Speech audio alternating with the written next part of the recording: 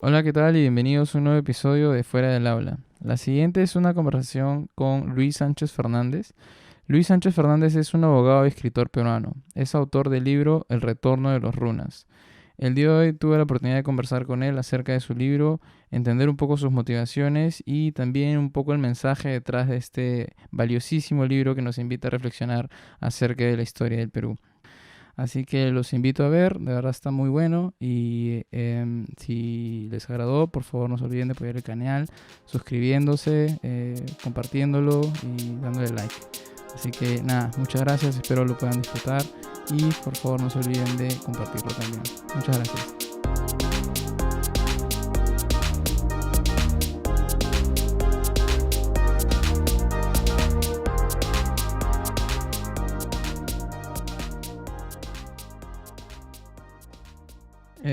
Bienvenido a un episodio nuevo de Fuera del Aula. Como te he comentado, la idea era conversar un poco acerca de historia, en este caso un poco más sobre la perspectiva que nos trae el libro que escribiste, el de El Retorno a los Runas, que lo estuve leyendo un poco, y nada, un poco conversar sobre eso. Muchas gracias por participar. Gracias a ti, Salvatore. Realmente es un gusto y te agradezco que me hayas invitado para conversar sobre temas que son nuestros, ¿no? De Perú como obra de todos, ¿no? Y como un reto para las generaciones activas, no digo las jóvenes, sino para las generaciones activas, ¿no? Las que quieren hacer algo Activas. en positivo. Ujú. Generaciones activas, sí, me gusta. Y de hecho, me gustaría empezar preguntándote algo un poco personal. ¿Qué es lo que te motiva a escribir este libro?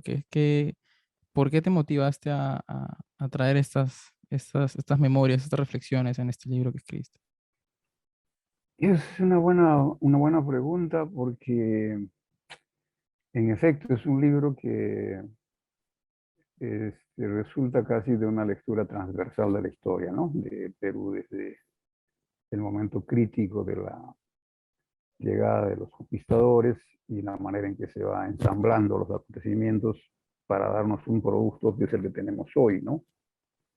Que a mi modo de ver, el mayor problema del producto de esa secuencia de hechos no es tanto lo que de hecho fue asombroso de por sí, ¿no? El despojo, la persecución, la matanza, son hechos que, digamos, ocurrieron, no hay nada que hacer, pero el peor lastre de todo esto es la psicología que fue creando, ¿no? Mm, Una manera de ser llena de prejuicios, lo vemos hasta ahora en el racismo que tenemos, de maneras violentas, de capacidad de incomunicarnos, de una incapacidad incluso de pensar por cuenta propia, porque tendemos mucho a imitar, tendemos mucho a repetir lo que hacen en otros lugares, nos sentimos como que no somos dueños de nosotros mismos, ¿no? Bueno, en la medida en que como abogado y en fin como participante de mi generación que tuvo mucha presencia en la política, mucha motivación política, digamos, porque las épocas que hemos vivido nosotros son algo diferentes a las de ahora porque el conflicto social era mayor, la necesidad social era mayor. Era difícil encontrar un estudiante universitario que no tuviese sensibilidad social, ¿no? Que no se fijase en lo que esté pasando en la política, porque evidentemente el país vivía una situación de injusticias, ¿no?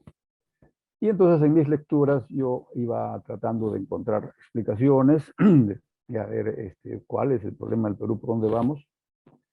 Y a medida que voy revisando en autores, en la medida de mis posibilidades, es un libro que lo he escrito no de manera dedicada, sino a lo largo de posiblemente 10 o 15 años he ido coleccionando ideas, poniéndolas en blanco y negro, ¿no? chévere. Me iba dando cuenta que la historia del país no está bien contada, ¿no?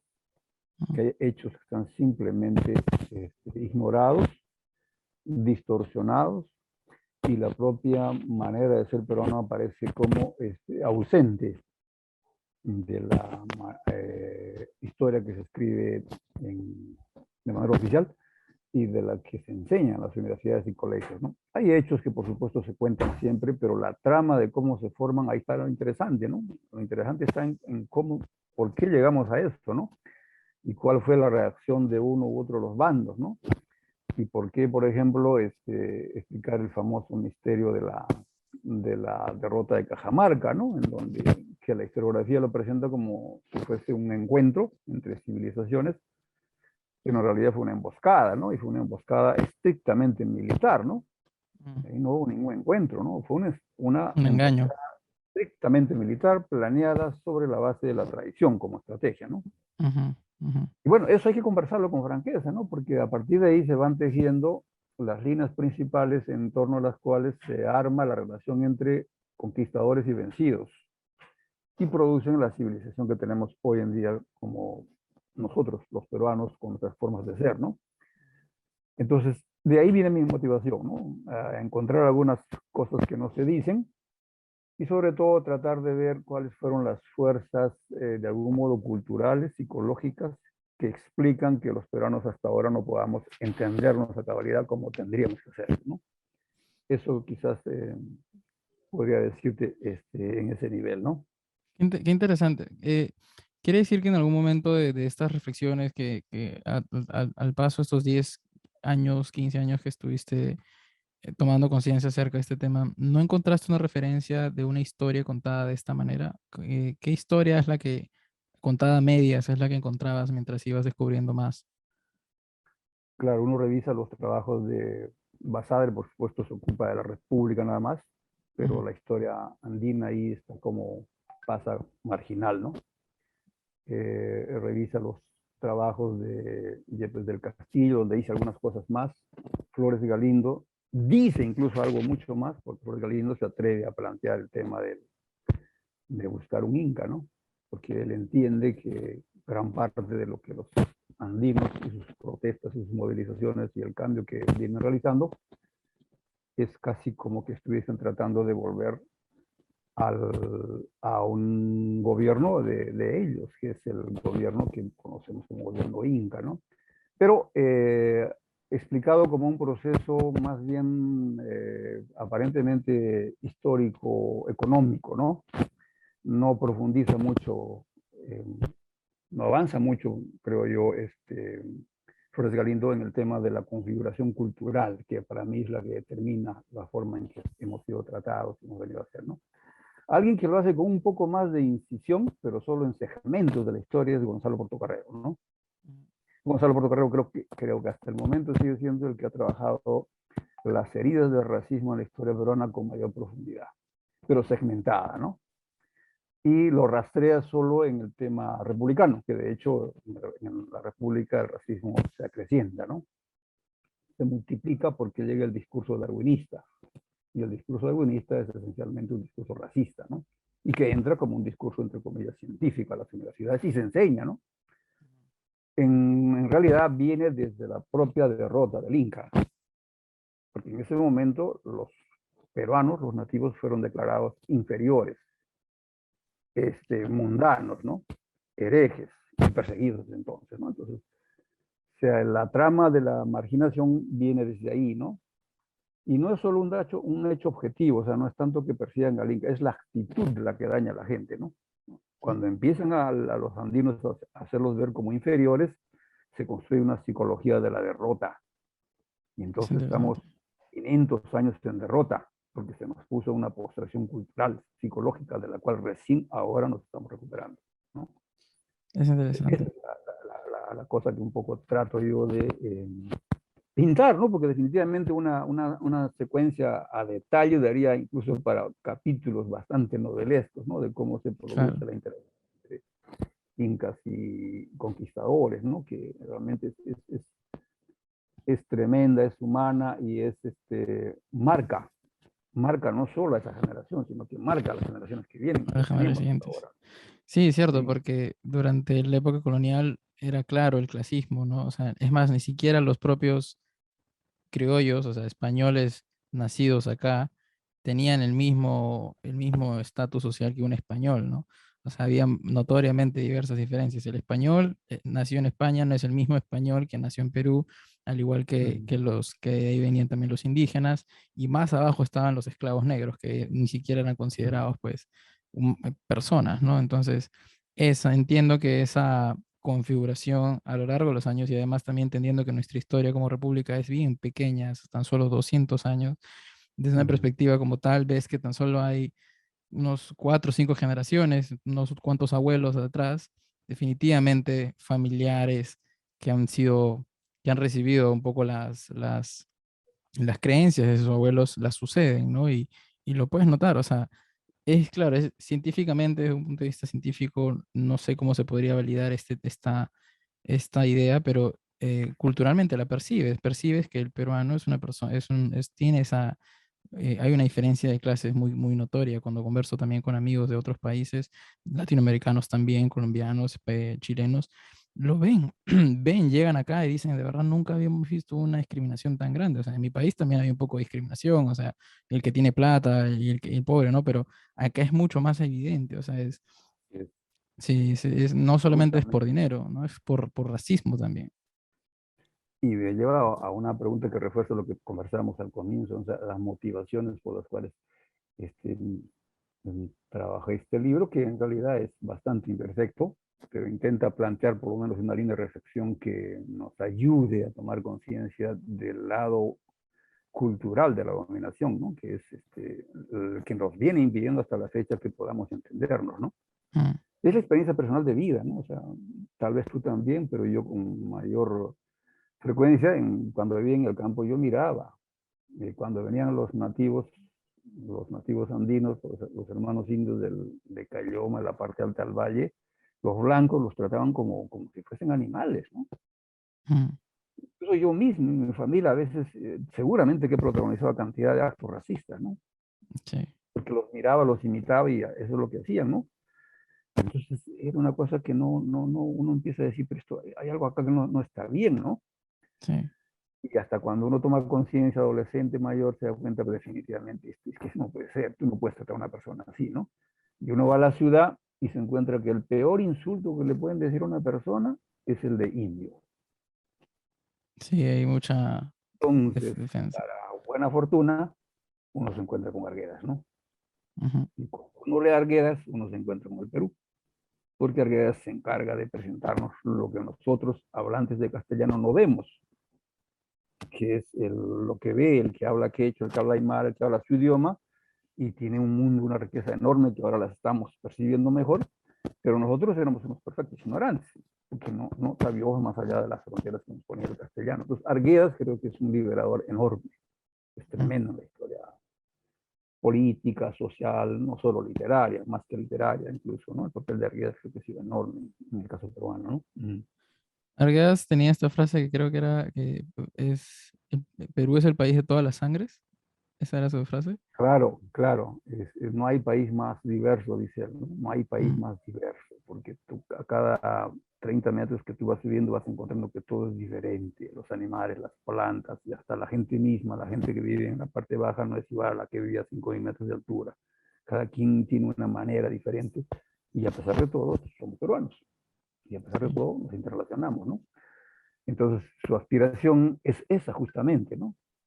Y quiere que este país sea para todas las sangres, porque tú bajas del Ande, como él venía de Apurímac, y vas a la ciudad y te encuentras que la ciudad es de blancos.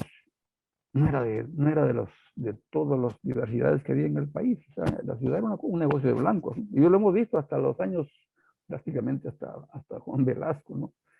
O sea, ver a ver un presidente peruano hasta el tiempo de Velasco era ver una procesión de aristócratas, la mayoría de ellos extranjeros, ¿no? sí, Y la tuvimos gente, nuestra el época. pueblo aplaudiendo y dando el voto para que se mantenga en el gobierno. Es un poco la trama en que se ha movido la República y que ahora se está sacudiendo de alguna Sí, manera, pero en fin, estamos quizás todavía en el comienzo, ¿no? bastante. Creo que hoy en día justo es interesante tener esta conversación hoy en día con el tipo de presidente que tenemos hoy en día porque justamente refleja un poco ese sentido, ¿no?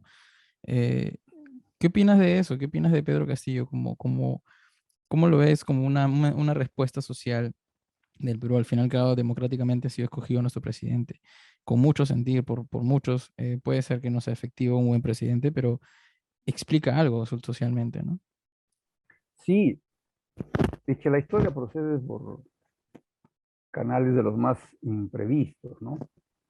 Entonces, cuando yo trabajo mi libro, el retorno que se llama El retorno de los Lunas, al final avisoro que viene toda una fuerza que no solamente económica, porque para este momento ya tenemos todo el movimiento emergente económico, ¿no es cierto? Mm, Todo lo que se le llama, la República le llama informales, pues, ¿no? Porque siempre había un calificativo para desacreditar a los otros, ¿no? El propio calificativo de indígena lo usan para indigenizar a la gente, ¿no? Y lo usan como una valla, ¿no? Después se los trató de abigeos, de comunistas en algún momento en los 50 y ahora se los informales, ¿no? Porque siempre tiene que ver algo con lo cual tú justifiques tu posición de dominio, entonces hay una trama lingüística que se arma. Entonces eso ocurre con los informales. Entonces cuando uno ve eso, entonces es más o menos evidente que ahí va a haber una renovación política, no se van a quedar en los simples negocios, ¿no? Y era evidente que venían buscando una alternativa propia. ¿Por qué? Porque los partidos históricos de la derecha y de la izquierda eran básicamente partidos urbanos. Eran partidos urbanos, ¿no? Y en muchos casos partidos aristócratas o partidos universitarios, ¿no? Pero el Gran Perú está pues afuera. Hasta Velasco, los 2/3 del Perú vivían fuera de las ciudades, ¿no? Después de Velasco ya empezó a cambiar la correlación, ¿no? Pero la gente que llega con una mentalidad, es cierto, pueden escuchar a los políticos, incluso pueden simpatizar con algunos, pero como que falta todavía el mecanismo de una plena identidad, ¿no? sí, Y cuando se dan cuenta que los políticos no van respondiendo a lo que ellos, dentro de su propia manera de ver las cosas, aspiran, entonces van buscando alternativas propias, van probando con nuevos candidatos. Era inevitable que van a tener que probar hasta que aparezca uno propio. Muchos pudieron pensar que ese propio era Humala, por ejemplo, ¿no? Con el claro. tremendo nombre que tiene Ollanta Humala, ¿no? O sea, Ollanta Humala era la evocación de una grandeza, de un general inca, que podía generar la sensación de que estábamos a las puertas de lo que dice Flores Galindo, ¿no? El retorno, la búsqueda y el encuentro de un inca. Pero Ollanta en realidad era un hombre de ciudad, ¿no? Siempre él ha sido criado en la ciudad, se ha educado en colegios de clase media en Lima y su círculo es ese, en realidad tiene solo de andino el apellido y el nombre sobre todo, ¿no? Claro. Y su política fue de lo más pragmática en el sentido criollo de la palabra, es decir, el criollo siempre ha sido así pragmático, o sea, ¿para qué te vas a pelear tú con el otro? Más bien trata ya, lleva las cosas bien a la paz con él, ¿no? Claro. También hay un pragmatismo de popular, pero el pragmatismo popular dice, mira, al diablo contigo voy a hacer lo que quiero, pues, ¿no? Y punto, lo hago porque su pragmatismo es diferente, es un pragmatismo más ligado a sus intereses, ¿no? El del criollo es más un pragmatismo acomodaticio, ¿no? Mm, Tratar de quedar bien con todos. Y el resultado es que le sale un gobierno mediocre, parchado, que no marca una línea política de cambio clara.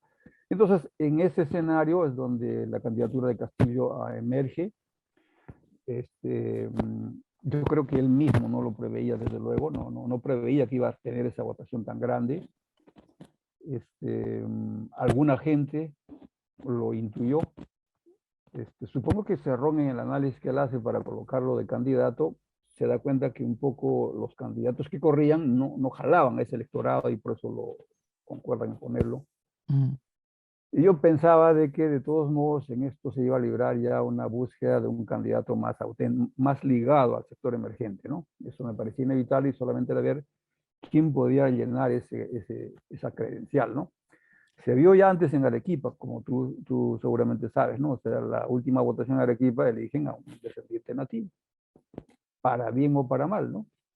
Que viene de Caylloma, ¿no? Más allá de sus dotes o sus cualidades, etcétera, pero lo cierto es que la gente está buscando a alguien que los represente, lo con el que se represente, sí. sientan idénticos. Sí. Y eso mismo ocurre a una velocidad que ha sido bastante rápida. Yo pensaba que no iba a ocurrir en esta, probablemente en la siguiente, pero iba en camino, de que iba en camino para ahí, iba. Pero ocurre con Castillo. Bueno, Ahora, ¿esto va a ser un mejor gobierno? Hay un hecho trascendental que de por sí ya se ha logrado, que es un hecho cultural, ¿no? La presencia de Castillo en el gobierno significa que el pueblo andino milenario, de los cuales somos la mayoría descendientes, va a empezar a darse cuenta que es capaz de gobernarse. Se produce un cambio en el chip cultural. O sea, a partir de ahora ya no nos van a venir a decir que solo los blancos pueden gobernar. También podemos gobernar nosotros, ¿no es cierto? ¿Podemos equivocarnos? Podemos, por supuesto que sí. ¿Podemos hacer cosas más? Podemos. Pero esa barrera cultural que nos impedía, nos decía que éramos inferiores, que no podíamos, que eso era para los blancos, que tienes que tener educación, que tienes que estudiar a universidades extranjeras, que si no vas a Harvard, a Yale, todo eso pasa para un lado y el peruano se da cuenta, pero ¿por qué no puedo hacerlo yo mismo como lo hicimos en el pasado? ¿No? Entonces, creo que fue, no sé si es Cristina Kirchner o el propio este, Hugo Chávez el que dice, en realidad el cambio más importante, lo han dicho en realidad algunos otros psicólogos, el cambio más importante en la vida de un pueblo es el cambio psicológico, cuando la gente empieza a confiar en sí misma. Ahí es el punto de despegue.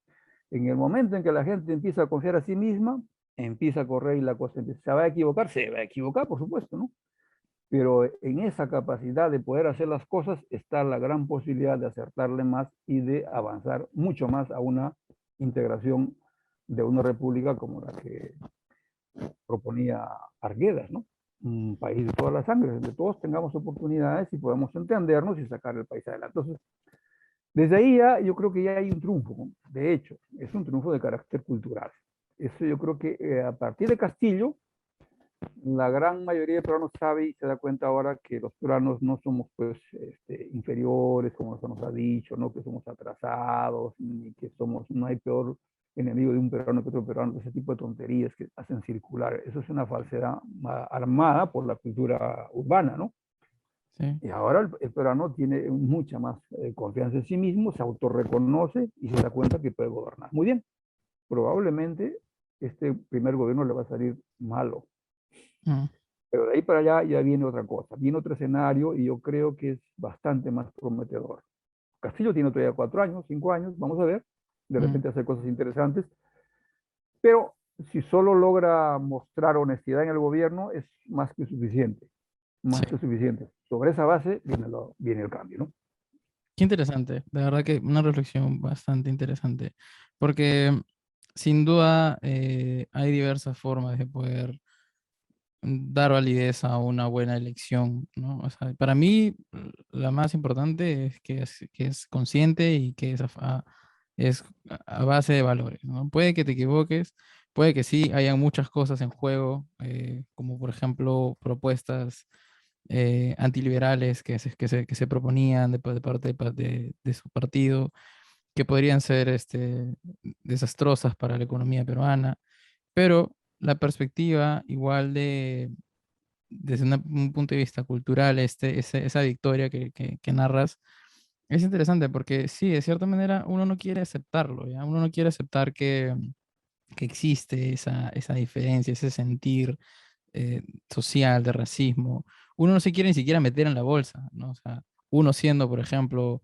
este, ni siquiera hay una palabra que te represente, o sea, ¿qué te llamarías? Cholo, esa es la manera más hoy en día siquiera aceptable de hacerse referencia a uno, pero ni siquiera uno quiere meterse en esa bolsa, ¿no? Porque incluso hasta suena denigrante, Mm, pero es cierto, o sea, incluso afuera, o sea, la broma en las calles lo demuestra, ¿no? Cuando uno sigue haciendo las bromas de racismo, sigue haciendo las bromas mm, de blanco y eso, pero es cierto que quizás muchas personas que puedan escuchar este podcast, que tengan la capacidad de poder tener internet, de poder ver computadoras, quizás no se sientan tan reflejadas, pero es que ese es el tema, que este país es tan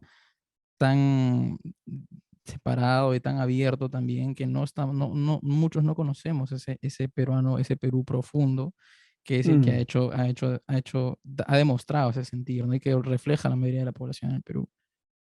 ujú. Así es. Ese es el chip de la colonización, ¿no? Que lo tenemos todos. Es un chip trabajado 500 años, pues, ¿no? Mm. Durante 500 años ha sido el discurso de la división, de la inferioridad, de la explotación, del racismo. 500 años repitiéndonos lo mismo. Inferioridad. Entonces lo que tenemos es una sociedad fragmentada, dividida, llena de odios, prejuicios, tonterías que no vienen a cuento. O sea, una sociedad sana, viniendo de cualquier, no tendría ningún problema de decir yo soy indio, ¿cuál es el problema, no? Sí, claro. Es como si ¿No? existiera un trauma colectivo, ¿no? Un trauma Así es, colectivo.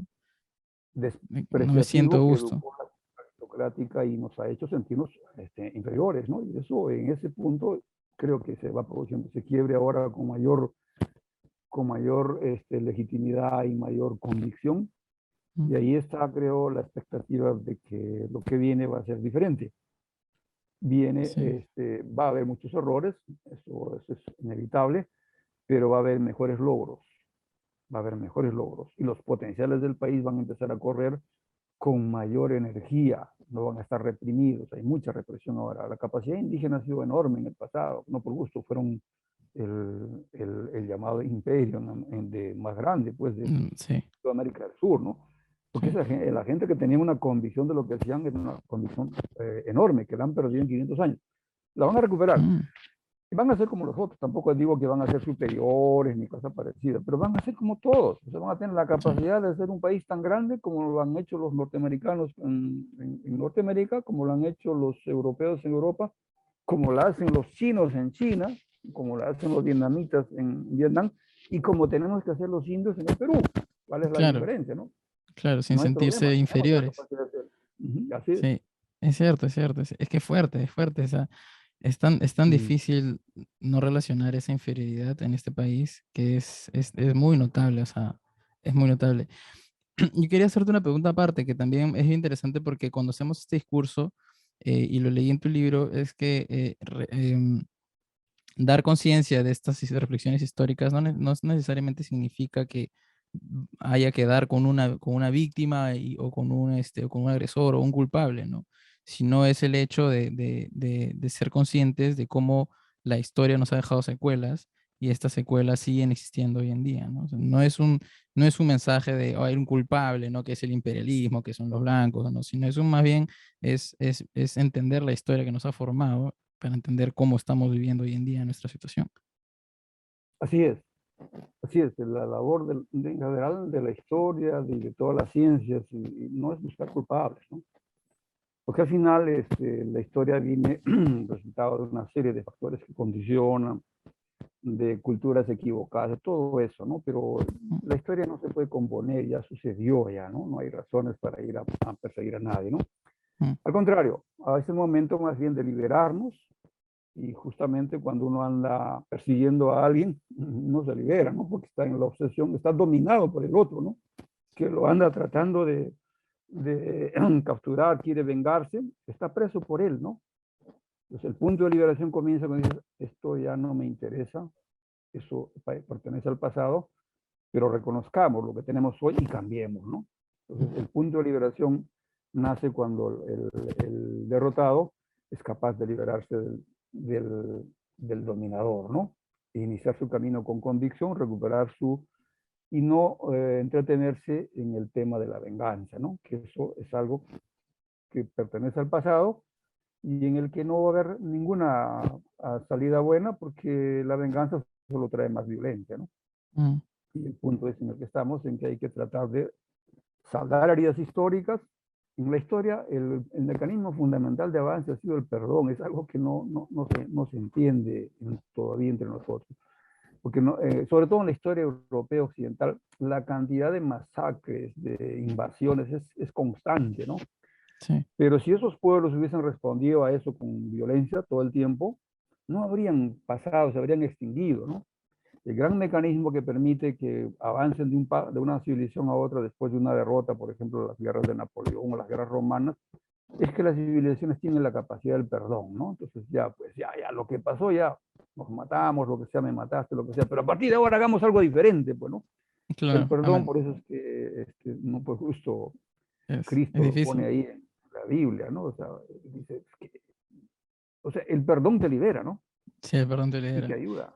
Y entonces Pero a es partir, pues, interesante, porque para llegar a ese perdón, me parece que justamente uno no puede perdonar algo que no ha reconocido, ¿no? Y primero hay que pasar por ese proceso, ¿no? Antes de perdonar, la gente tiene que darse cuenta de que ha existido algo, ha ocurrido algo, entenderlo, lamentarlo, ¿no? También lamentarlo. Y luego de eso viene el perdón y la consecuencia de eso es enmendarlo, ¿no? O sea, ¿qué podemos hacer ahora de diferente, ¿no? Como para construir una sociedad más unida?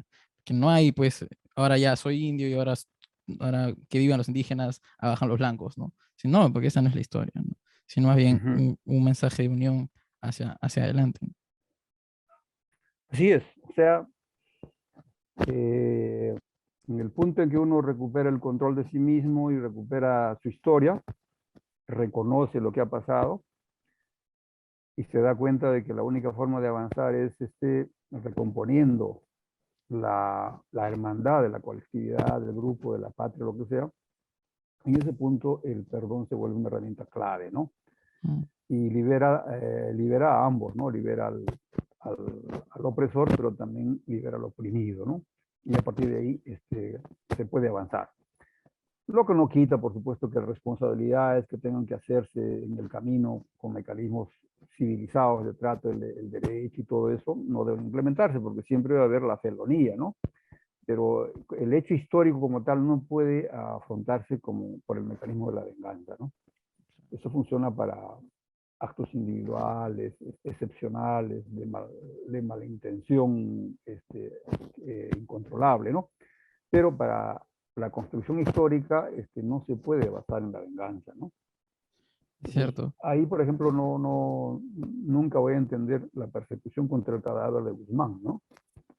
Es Mm. una cosa increíble porque en el final el hombre está acabado, ya acabó, ¿no? O sea, toda civilización surge en el punto en que los gobernantes muestran generosidad con todos, no solo con todos los que lo apoyan, sino con los vencidos. Ya, te derroté, muy bien, pero a partir de ahora eres libre, ¿no? Y eso hay ejemplos, no solo en la historia mundial, los incas hacían eso bueno, era su regla en realidad, cada vez que llegaban al enfrentamiento, derrotaban y el día siguiente los perdonaban, ¿no?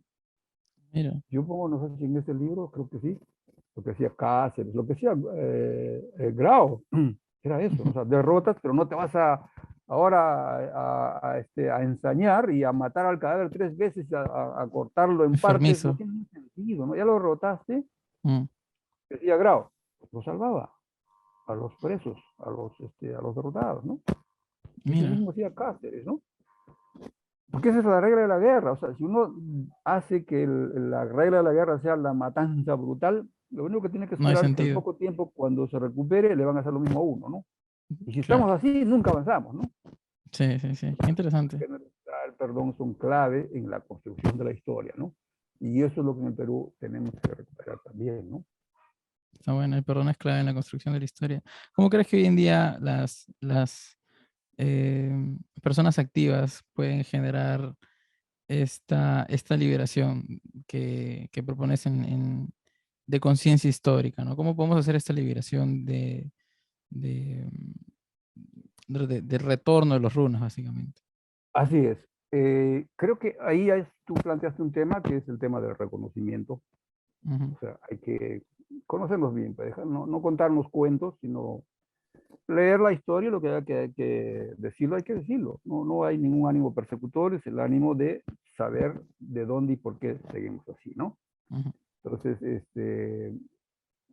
por ejemplo, no las pocas, bueno, las importantes fuentes de conocimiento del Perú que vienen desde la época inca, tú sabes, todo lo que había en los quipus, en los tocapus, etcétera, fueron expresamente quemados o desaparecidos por los conquistadores, ¿no? Porque había que desaparecer la sabiduría que los incas tenían, ¿no? A pesar de eso, ya mantienen cosas, se mantiene la tradición oral y eso es lo que le sirve a Garcilaso para escribir en gran parte a Blas Valera, ¿no?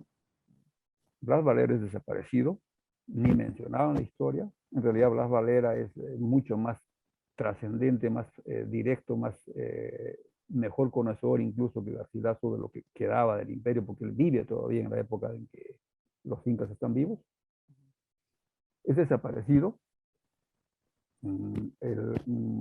Garcilaso de la Vega incorpora en su libro, se lo cita a Blas Valera, y a un autor en el año 1909, si no me equivoco, se le ocurre decir pues que Garcilaso de la Vega es un plagiario, ¿no? Y otros historiadores de renombre llega a decir que en realidad Garcilaso inventa muchas cosas, ¿no? Incluso el propio Porras Barrenechea, ¿no? Que es uno de los más honestos historiadores que había en el siglo XX, ¿no? Pero él mismo no puede dejar de mostrar cierto recelo racista, digo yo, ¿no? De la Mm. información que llega de un indio, porque es mejor creerle a un cronista español. Si le Mm. crees a un indio, La historia esto, es distinta. dudoso, pues, ¿no? Porque a los indios mentían todo el tiempo, eso es lo que decía el relato, ¿no? Se Mm, nota eso mira, fíjate, en las crónicas que hace Porras Barnechea, tú encuentras eso, ¿no? Que es uno de los más avanzados, más respetables, hermano. ujú, Pero Garcilaso de la Vega es proscrito propiamente, nadie lo estudia con esos argumentos, ¿no? De que falsea datos, que es un plagiario y son pura invención de la historiografía oficial. ujú, Empezar a leerlos sería un paso enorme, ¿no? A él, a Blas Valera y a todos los otros que permanecen cronistas indios que no son conocidos simplemente porque no se los quiere dar a conocer. Eso es el punto de partida. Y el interesante. segundo es también el otro tema que tú lo has planteado, ¿no? Es el tema del conocimiento y del autorreconocimiento, ¿no? Mm, Que eso es en lo que uno puede actuar por su lado, ¿no? O sea, una gran capacidad que uno tiene, todas las personas tenemos esa capacidad, es el autorreconocimiento, ¿no? Entonces uno tiene que hacer lo que hacían, lo que decía Sócrates, ¿no? En realidad Sócrates lo aprendió de otro lado, pero lo decía, conócete a ti mismo, ¿no? mm, Pero eso lo han dicho pues los filósofos asiáticos desde hace mucho tiempo antes de Sócrates, ¿no?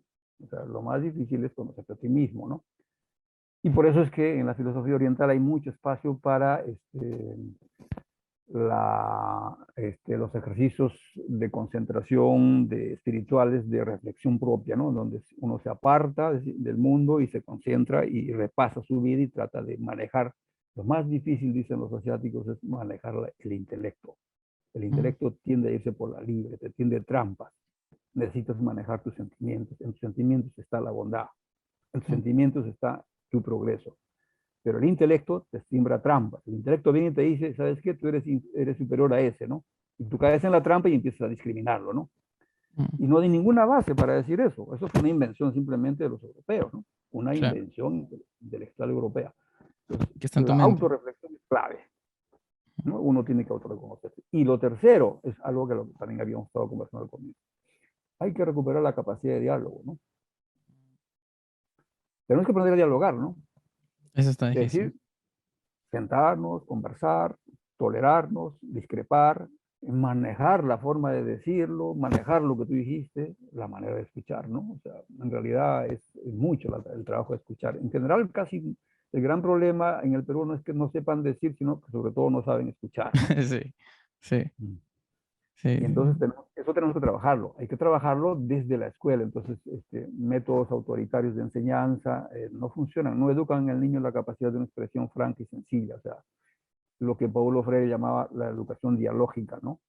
¿qué es Pero eso? no en el sentido de traslado de conocimiento, sino en el sentido de que convive con el otro, aprende a entenderlo, comparte sus sentimientos, Mm, enriquece tu manera de manejarte, es trabajar toda la parte efectiva, de la afectiva, digo, de la efectivamente. relación entre humanos, ¿no? Y eso es lo que la educación inicial, por ejemplo, y primaria debía trabajar con mayor énfasis, el Sí, manejo de la emotividad. Y igual en la universidad también. El tema es que en la universidad hay una sobrecarga intelectual, ¿no? Porque uno se la demasiado. pasa leyendo libros, pero lo que menos se maneja es toda la parte humana de la persona, ¿no? Sus capacidades emotivas, sus Sí, capacidades de expresión, de escuchar, de trato, de tolerancia. Entonces, inevitablemente nos vamos a la política y tenemos enfrentados, ¿no? Porque la sí. capacidad de diálogo no la tenemos, ¿no? Y eso, Tenemos eso es un gran problema. niños adultos Mm, que no han sabido cómo socializar, ¿no? Y que exacto. solo, sí. Es muy interesante eso porque, o sea, sí, efectivamente yo me acuerdo de mi formación universitaria, mi formación escolar, y siempre ha sido bombardeada desde el conocimiento explícito, ¿no? Desde afuera, qué es lo que tengo que aprender y qué es lo que los demás dicen que deberíamos aprender, matemáticas, historia, etcétera, que sí es importante para construir ideas, articular, pensar mejor, etcétera. Pero el Mm, área de las humanidades sí es cierto, ¿no? O sea, justo esa es una de mis motivaciones por las cuales abro este podcast, porque el nombre de Fuera del Aula hace referencia a lo que uno aprende fuera del aula, fuera de clase, en la vida misma. Es que es conversando, es socializando, es relacionándote. Y eso no, no sé dónde lo aprendes, pero a mí me ha tocado aprender yendo a terapia, a mí me ha tocado aprender viendo en YouTube, cosas que en verdad a mí nunca me había enseñado. O sea, cómo aprendo a escuchar. Yo me daba cuenta también mm, cuando tuve un puesto de jefe y podía notar que no sabía reconocer ideas de mis inferiores desde un punto de vista jerárquico en mi empresa. No sabía escuchar o no era muy tolerante. Y dije, ok, pero ¿cómo mejoro eso? ¿Cómo se hace? O sea, eso es en la vida misma, o sea, eso se hace Mm. socializando, eso se hace yendo un paso más social y humano que no se aprende normalmente, ¿no? Y como dices, eso debería aprenderse desde el inicio, porque es más fácil moldear a un adulto, mejor dicho, Mm. a una persona desde cómo se empieza a relacionar en el mundo, desde los niños y desde primaria, ¿no? Así es, así es. Y entonces ahí tú estás planteando un tema que es clave, ¿no? Es el tema de la educación, ¿no? Mm. Y bueno, todo el mundo lo repite, ¿no? La educación, yo vengo escuchando la prioridad de la educación, lo vengo Siempre escuchando lo casi es. toda mi vida, ¿no? Sí, Todos los presidentes entran y dicen, mi prioridad será la educación, ¿no? Y sí, cada vez lo que tenemos es una sociedad pervertida. sí. Entonces le dicen, no, el parlamento, es el peor parlamento. ¿De dónde Echame crees que sale ese la parlamento, no? culpa a todo el mundo, ¿no? Sí, ¿De dónde crees que sale esa? Esa es una muestra de lo que es el Perú. Toditos, el periodismo, los profesionales, los abogados, los arquitectos, los médicos, toditos, en sus mundos interiores padecen de más o menos los mismos males. El Parlamento solo es una muestra, ¿no? Porque ese es al final el resultado mm, de la educación que ha copado, ¿no? Porque mientras la educación fue asunto de las propias familias y de las comunidades, los chicos salían más equilibrados. Tú aprendes a distinguir el bien y el mal, ¿no? mm, Porque la educación en la casa no es tanto decirte, va por la parte de instrumental, como debes hacer las cosas, que también lo aprendes, ¿no? técnica, Porque sí, los que están en el campo, no hay chico que no sepa, por ejemplo, agarrar la lámpara, sacar leche a la vaca, dar de alimentarla. O sea, mm, aprendes cosas prácticas que son útiles para toda la vida. mm, Pero no es solo eso, ¿no? Aprendes el sentido del respeto, del cariño, el la sentido de apertura, la fraternidad familiar, el sentido del trato al vecino. Eso lo aprendes ahí, en vivo, ¿no? sí, Y eso es parte, en realidad eso es lo que va a definir tu vida, porque la parte instrumental la puedes aprender en cualquier momento, no hay ningún problema, ¿no? O sea, sí, aprender matemáticas, eso es lo de menos. Lo mm, más difícil, lo que va a definir tu vida es cómo manejas tus sentimientos. Y si sí, tus sentimientos son buenos y bien educados, vas a ser exitoso donde te toque. Y no va a ser fácil, no va a ser difícil que aprendas cualquier cosa, ¿no? Astronáutica, lo robótica. Pero lo que pasa es que en el Perú todos los ministros de educación insisten en que el tema es pues la lectoescritura y el tema del razonamiento matemático, ¿no? Los chicos tienen que salir sí, robotes en eso, pero no saben, su mundo interior es completamente inmanejable. Chicos que no manejan sus buenas emociones, no las educan, no conocen sus habilidades interiores, no manejan la capacidad de diálogo. Y mm, como tú has dicho, eso es absolutamente cierto. La capacidad de diálogo es bueno. Los psicólogos la trabajaban un tiempo en las relaciones de pareja, ¿no? O sea, lo que pasa es que la pareja no sabe comunicar. O a veces en el tema del padre e hijo, lo que pasa es que el padre no se comunica. No, no, no, en realidad es en todo. para toda la Tú vida, quieres, sí, tú quieres hacer un buen negocio, pues tienes que saber que conversar con el cliente, tienes que sí, saber conversar con el trabajador, tienes que saber conversar con el representante del gobierno que viene a decirte paga tus impuestos, ¿no? Si estás en la universidad, tienes que saber conversar con tus alumnos. Hay que saber hacer. Los mejores profesores son aquellos que conversan mejor. Durante mucho tiempo uno cree que es aquel que deslumbra pues, con la sabiduría que trae, ¿no? Viene y usted ha leído claro, cantidad, digo, un aplauso para el profesor. Después te das cuenta, bueno, pasó. Pero otro profesor que te enseñó algunas cosas más humanas, lo recuerdas toda la vida, ¿no? Lo que dijo me sirvió muchísimo, ¿no? El libro lo va a salir cualquier lado, no te preocupes, eso cuando puedas lo vas a hacer. No queremos profesores que deslumbren al estudiante, sino que le ayuden a desarrollar sus potenciales, ¿no? mm, Pero eso no es la educación en el Perú. Los más perdidos son los ministros de educación. O sea, ignoran por completo el tema de la educación y de los secretos de la formación. Por eso tenemos el país que tenemos, porque se expresa en todo, ¿no? En todo. En todo esta manera así deficitaria de entendernos se expresa en la familia, se expresa en la universidad, se expresa en los ministerios, se expresa en los negocios, en las empresas, y se expresa, por supuesto, en el Congreso de la República, ¿no? en todo lado, Sí, porque está nuestro sistema educativo simplemente mal concebido, ¿no? Y eso hay que discutirlo y hay que cambiarlo. Ojalá que se abran ventanas con el actual gobierno para eso, ¿no? es cierto. Igual yo también creo que, o sea, siendo también quizás objetivos, es algo que toma tiempo cambiar y que quizás, no sé si generaciones, pero o sea, es que es algo que es difícil. Por ejemplo, uno no podría poner expectativas de cómo quisiera que los demás sean, pero también, o sea, siendo conscientes de cómo están formados hoy en día los adultos en Perú y con el caos que viven, que hay muchas variables, ¿no? También no podemos exigir a alguien que tenga ese nivel de, este, de autorreflexión y de autocuidado y de sabiduría emocional y social Ujú. bajo la perspectiva de que no ha sido formado nunca, ha vivido en una familia de violencia, no tiene dinero para sustentarse, entonces empiezan a existir otras prioridades que son básicas, básicamente, ¿no? Entonces, esta persona que ya ni siquiera es su prioridad saber socializar, saber querer, saber ser empático, sino es saber sobrevivir. Y porque vive en condiciones tan negativas, que es lo que suele pasar acá en el Perú, sobre todo a la mayoría de gente que no tiene estos privilegios, y que termina pues sufriendo más, ¿no? Entonces, eso es lo lamentable también, ¿no? Que quizás, si bien yo creo que sí, es que aspiramos a un Perú mejor, o un mundo mejor, hay que hacerlo con una visión a largo plazo porque esos cambios no son tampoco tan cortos, ¿no? Y hay que pensar que estamos construyendo algo a largo plazo y que eso va a tomar tiempo, ¿no? Cierto, cierto, tienes ahí toda la razón. El punto de partida es reconocer que ese problema es las dimensiones del problema, ¿no es cierto? De reconocer cuáles son las dimensiones del problema y, y empezar. O sea, ¿cuánto tiempo ha demorado que formen esa mentalidad tan negativa que tenemos en el Perú por regla general, ¿no? Mm. No digo todos, porque hay mucha gente que es valiosísima, ¿entiende, no? Pero como promedio, lo que ocurre en el Congreso ocurre en los negocios, en los mercados, en las universidades, ese tipo de conductas, La ¿no? Es como pendejada, ¿no? La pendejada, la que exactamente, ya exactamente. O sea, es parte ¿cuánto de la tiempo ha cultura. tomado formarse eso? 500 años. Sí. En 500 años, cada generación ha ido poniendo su granito de contribución a la corrupción.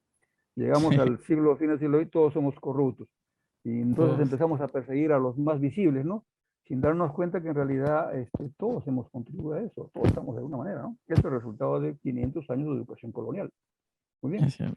Si nos damos cuenta de eso, entonces empecemos. Y hay que empezar por lo fundamental, ¿no? Entonces hay que empezar por eh, dejar o favorecer que las personas puedan educarse en un sentido de humanidad más completo, más integral, ¿no? No es el tema solamente intelectual, de los conocimientos técnicos que debes manejar, sino sobre todo de cómo manejas tu mundo de valores y Mm, cómo manejas tu mundo de emociones.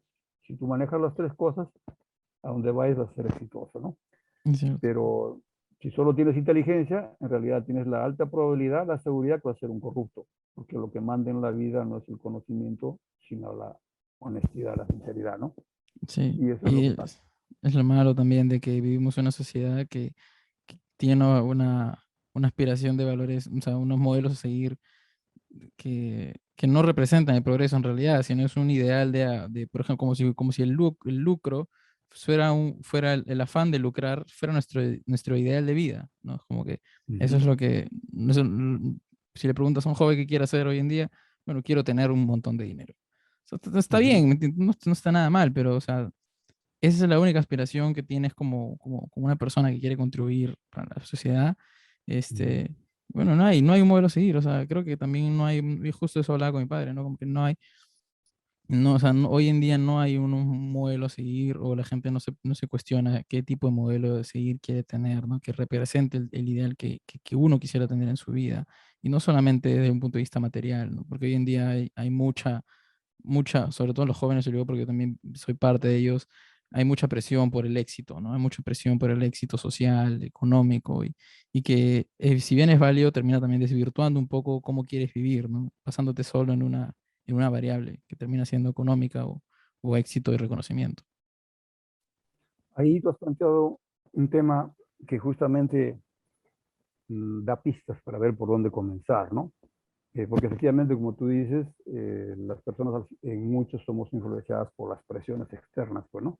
Mm, Es decir, las presiones de sobrevivencia, de trabajo, de seguridad, de jubilación, de no saber qué va a pasar con la pandemia, las enfermedades o los precios de los... Entonces, hay una serie de presiones externas que actúan, ¿no?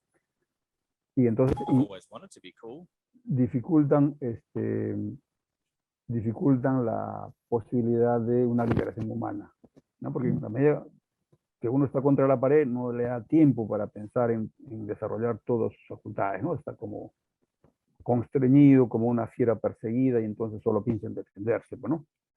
En la medida en que se van quitando las presiones, el hombre se libera y solito va encontrando su camino, ¿no? Solitos volvemos a ser buenos, por decirlo así, ¿no? Cuando reducimos las presiones externas que se imponen sobre la gente, ¿no? Eso es justo lo que puede hacer el gobierno, por donde puede comenzar, ¿no? Hay que ok, reducir el sistema de presiones sobre las personas, ¿no? mm, Entonces, si le reduzco la presión salarial, por ejemplo, al trabajador, o sea, si todos sabemos de que mal que bien trabajo no me va a faltar, ujú. de Salud no me va a que faltar. de repente no me va a dar para comprarme un vuelo o irme a vivir a Miami, como hacen muchas de las familias de Lima, pero Ni voy a modo. tener mi sitio donde tener mi casita y mi hijo y mi perro mi esposa, Ujú. suficiente. Sí, Que claro. compitan por más los que quieran, a mí no me interesa, ¿no? Pero lo que yo Claro. quiero es la seguridad de mi propia vida. Condiciones. Condiciones básicas. Eso es lo que tiene que dar el régimen político. Mm, Pues esa es la única razón por la cual tenemos un Estado y tenemos una convivencia, porque entre todos hay que tratar de que todo el mundo viva seguro, ¿no? mm. Si vamos a hacer un Estado para que se beneficien unos cuantos y la gran mayoría pase la inseguridad, no tiene sentido, ¿no? Sí, Esto pues. simplemente se deshace el contrato y entonces volvamos al Estado primitivo y peleamos entre todos, ¿no? Mm, Pero si hemos aceptado estar en contratos porque es un contrato de buena voluntad en el que todos tenemos que salir beneficiados, ¿no? Y mm. eso significa darle lo mínimo. Entonces, entre paréntesis, te cuento aquí, por ejemplo, en Australia, no hay nadie que no tenga un ingreso, ¿no? Si un chico está desempleado, inmediatamente hay la pensión de desempleo, mientras dure el periodo que necesita para buscar un empleo, ¿no? Y una vez que lo consigue, se le corta la pensión y empieza a ganarse su trabajo, ¿no? En la pandemia, mucha gente tuvo que cerrar negocios por razones del tema de la pandemia. Muy bien, a todos los negocios inmediatamente opera el sistema de compensación a los negocios, ¿no? No ha habido nadie que se quede sin apoyo, desde el pequeño hasta el gran, todos han tenido apoyo, ¿no? Entonces, el australiano sabe de que cualquier cosa puede ocurrir, pero siempre va a haber ahí no es un Estado padre, es el Estado en realidad en el que todos ponemos nuestros ahorros para Somos que esté nosotros, listo. claro. El Claro, Estado somos somos todos. nosotros. Sí, claro. Así es, si ponemos la plata en los bancos, ponemos la plata en la FP, en donde sea, es para que esté lista, que cuando tenemos crisis como ahora, ¡pum!, atienda a todos, ¿no?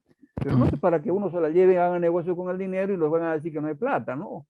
sí, Esto simplemente esto es una estafa, es una sí. estafa, y eso no se acepta en ninguna, ni en teoría ni en la práctica, ¿no? Entonces, ese es el tema. El Estado puede comenzar simplemente por dándole las garantías mínimas de seguridad para una gente. De ahí a una persona, por ejemplo, mira, ya está. No, si no tienes trabajo, muy bien, te vamos a ayudar a lo que sea. Pero si por ahora veas, te pasaste 50 años y no tienes trabajo, 60 años, muy bien. Tu pensión de seguridad, de jubilación, está asegurada para todos, ¿no? Mm, Con lo mínimo que tienes para vivir. No te preocupes que no te vas a tener una vejez deplorable. Tu ingreso mínimo, claro, le están dando 150 soles, no es nada, pues, ¿no? Debían claro. darles mínimo siquiera 800 soles, ¿no? Es que para vivir, claro. Entonces, entonces, con la seguridad de que tú tienes un futuro asegurado, entonces tú puedes tu vida orientarla mejor, ¿no? O sea, te puedes sentir más Mm, libre de ti mismo, te más liberas. dispuesto a hacer el bien y no vivir en el rencor de que mira cómo aquel se compra un carro y yo no puedo. No, tranquilo, yo ya tengo, Claro, ¿para qué me da? Punto, ¿no? claro. Si tú quieres Bajar más, las presiones. distinto. Sí, bajar las presiones. Bajar las presiones es algo que el gobierno puede hacer. En poco a poco, no se va a pedir tampoco que las circunstancias actuales pues elimine todo, no va a poder, ¿no? Pero buscamos la básica, yo creo que la básica es que la gente dice, den empleo nada más, den Mm, empleo, punto. Tengo mi empleo y mi ingreso, no importa si es ya el mínimo, lo que sea. ya con mi esfuerzo voy a poco a mejorar, ¿no? Pero quiero empleo. Si garantizamos eso, reducimos, yo creo, de plano, siquiera un 30-40% de las presiones que hay sobre las personas y preparamos un escenario en que las personas pueden ser ahora más buenas, pueden ser más generosas y pueden ayudar a que y sí, insistimos en eso. Y junto con eso el trabajo educativo, ya que tiene que ver ya con lo que van a hacer los padres, los profesores, etcétera, va a tomar tiempo, etcétera. Pero con que en esta generación avancemos de lo que estamos en un 10 o 15% de cambio de mentalidad, es un aporte fenómeno, ¿no? La Sí, siguiente hará otros 10, 15 y quizás en 20, 30, 40, 50, 100 años. Mira, los chinos lo han hecho en 25 años, ¿no? los chinos han hecho China es otro 25. país ahora, ¿no? Sí, Otro país, ¿no? Ha crecido, dicen, es un país capitalista. ¿Por qué? Porque usa las inversiones, eso no es el tema. Esa gente sigue viviendo de la solidaridad interna, siguen practicando sus valores, siguen pensando que para ellos la sociedad debe ser social, o sea, debe ser compartida, no un negocio a favor de unos cuantos, ¿no? mm, Y lo otro son simplemente maneras de trabajar en el mercado mundial, porque claro, tú no vas a ir a decirle a las potencias europeas, quiero que sea socialista como yo, ¿no? Tienes que jugar con ellos como lo que son claro, capitalistas, como listas de juego, se acabó. es el Pero juego. con mi gente, somos socialistas como querramos ser, ¿no? Entonces, Cierto. todo eso hay. Entonces, yo creo que tenemos el margen de poner como generación histórica nosotros contribuir. Castillo tiene esa posibilidad, pero tiene que tenerlo claro, o sea, tiene que tener esto que estamos conversando, tiene que tenerlo claro él, ¿no? De cuál puede ser su contribución y entonces ¿Cuál es su enfilarle a contribución? él. Exacto. No dejarse llevar por los discursos que le llegan de afuera, que le quieren decir lo que debe hacer y terminan por perder el sentido de lo que él tendría que hacer, Que aspirar. claro, aspirar desde la expectativa que le han puesto esta gran insurgencia nacional que forma pues, el sector popular descendiente del país milenario, ¿no? Que es el Sí, sector indígena, del cual somos todos, ¿no? El es noventa cierto. por ciento de la gente somos de ahí, ¿no? De cualquier modo, somos herederos directos y indirectos, lo somos, ¿no? Y entonces, con legítimo orgullo, somos los incas, somos los indios del Perú que vamos a iniciar el trabajo de rehacer la nación sobre nuestro propio esfuerzo y dejémonos de que nos estén tratando de decir que no podemos hacerlo, ¿no? Creo que ¿Cómo eso es lo que sabes, cómo sabes ese dato, el del 90% que somos descendientes de los indígenas? es. Bueno, hay una estadística que han intentado levantarla ahí con el censo último, ¿no? Donde al 70% me parece que, o al 60% se reconocen mestizos, pero hay Ujú. otros un 20% que se reconoce indios. Entonces, súmale a eso el margen de los que no quieren reconocerse, entonces yo creo que más o menos son 90%, ¿no? A Sí, partir no, de es ese dato cierto. que lo Es, son, es, ¿no? es, es irónico Mm, porque todos se reconocen así, pero en realidad como identidad no existe, no existe una identidad tal cual que quiera que uno se sienta a gusto reconocerse y decirse soy indio o soy mestizo o tal. claro.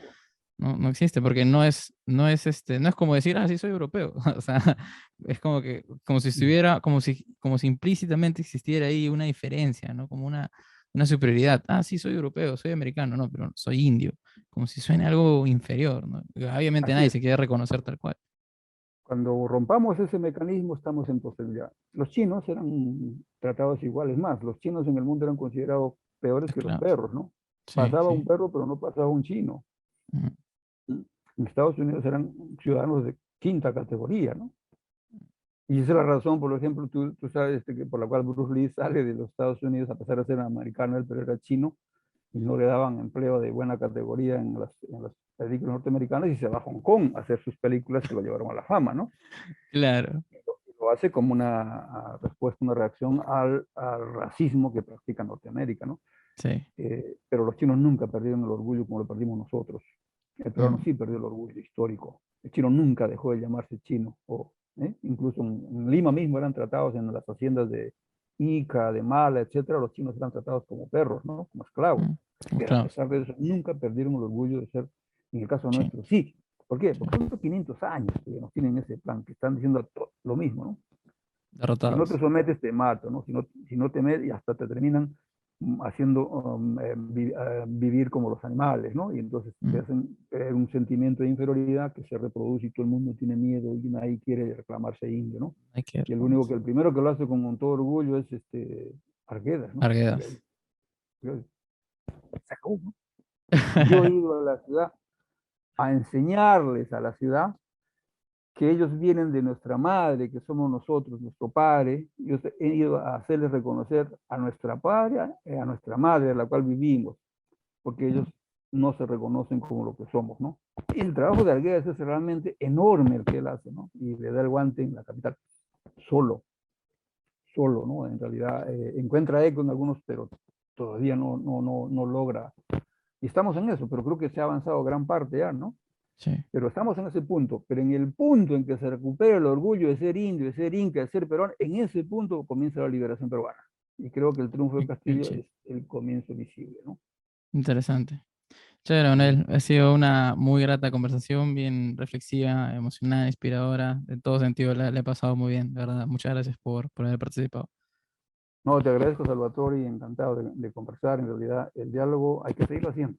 Es el tipo de diálogo que nos enriquece y mejor incluso si es intergeneracional, ¿no? Porque siempre hay algo que entre las generaciones se requiere comunicar, que no Sí, lo da la escuela, lo da el diálogo, como tú dices muy bien en el título de tu fuera del aula, es decir, en la vida diaria, ¿no? Hay que hacerlo, me parece muy bien. Felicitaciones por eso, Salvatore, y saludos a todos en la casa.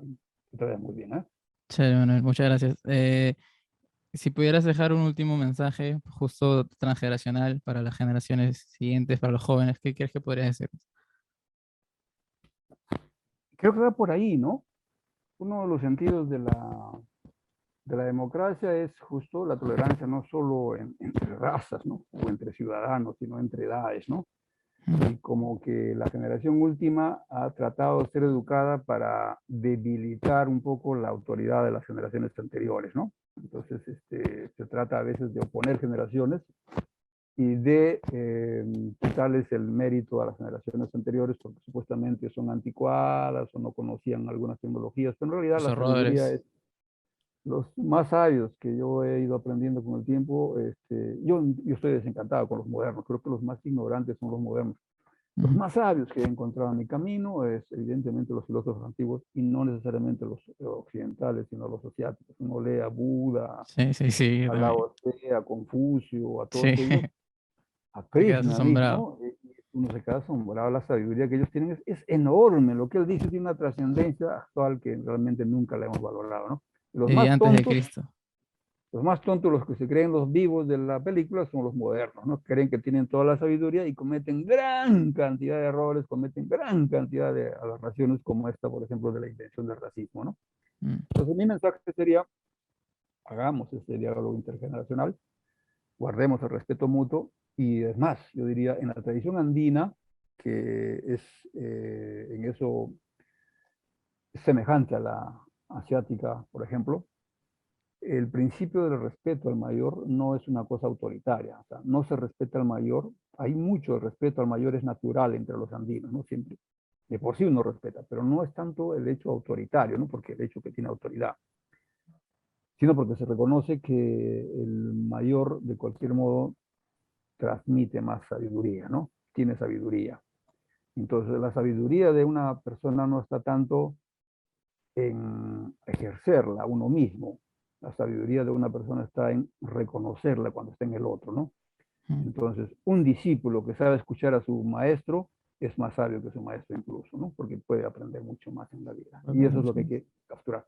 Eso había en la civilización andina, la hemos perdido por estos temas del racismo y todo lo demás, pero creo que puede perfectamente recuperarse y darle el lugar a cada quien dentro de una práctica de diálogo natural que tiene que existir entre todas las generaciones. Y desde ahí vamos aprendiendo todos, ¿no? Está Eso sería buenísimo. lo Un mensaje que... de humildad, de unión y de diálogo, ¿no? Así es, creo que por ahí es donde podemos hacer un país grande, ¿no? Chévere, Manuel. Genial. Muchísimas gracias, de verdad, encantadísimo. Ha sido un invitado de lujo, por así decirlo. En verdad, muchas gracias. Gracias, Salvatore. Te agradezco por tus palabras y por tu invitación. Y bueno, esperemos en cuanto haya ocasión, igual conversemos contigo, con quienes, o los compañeros que podemos conversar. Creo que siempre va a ser rico hacerlo, ¿no? Genial, un gusto. Nos vemos. Que te vaya bien. Un abrazo. Chao, chao. Que te vaya Nos muy vemos. bien.